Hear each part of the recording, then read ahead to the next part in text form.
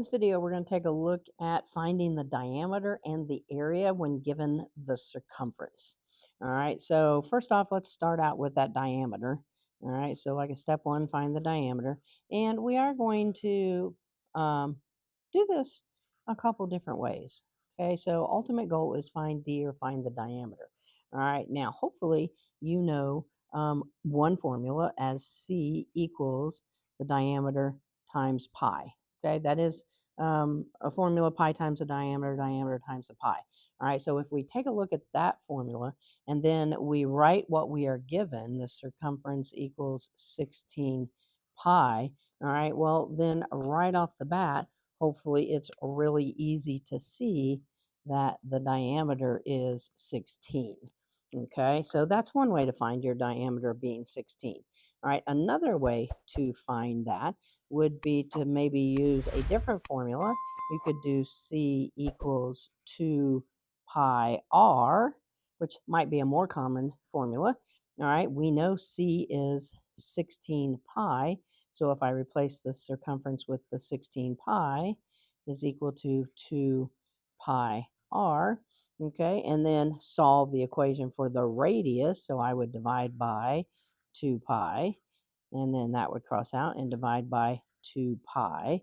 The pi's would cross out, and that would give us then a radius of 8, and the diameter is the radius times 2, so then multiplying that times 2, then we would get again a diameter of 16. So just a couple different ways there on how you would go about finding that diameter, okay? Using the formula C equals pi times D, D times pi, or using the formula C equals 2 pi r, okay? Now for the second part, it says to find the area. Okay, so for the second part, we're going to find area. All right, here again, we are going to need to know our area formula. And since our area formula is A equals pi r squared, I need to know r. Well, I did find the r right there. Radius is 8. Okay, even if not, diameter is all the way across the circle. Radius is halfway across, half of 16 would be 8. So we are going to be able to plug in an 8 over here.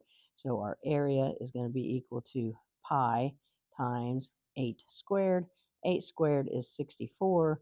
So our area, when left in terms of pi, will be 64 pi. All right, so pretty straightforward, beginning geometry question, learning those formulas, C equals 2 pi r, C equals, D times pi, and area equals pi r squared. Definitely thanks for watching. If the videos are helping, please share with your friends so they can benefit too. And don't forget to subscribe to the channel. Thanks.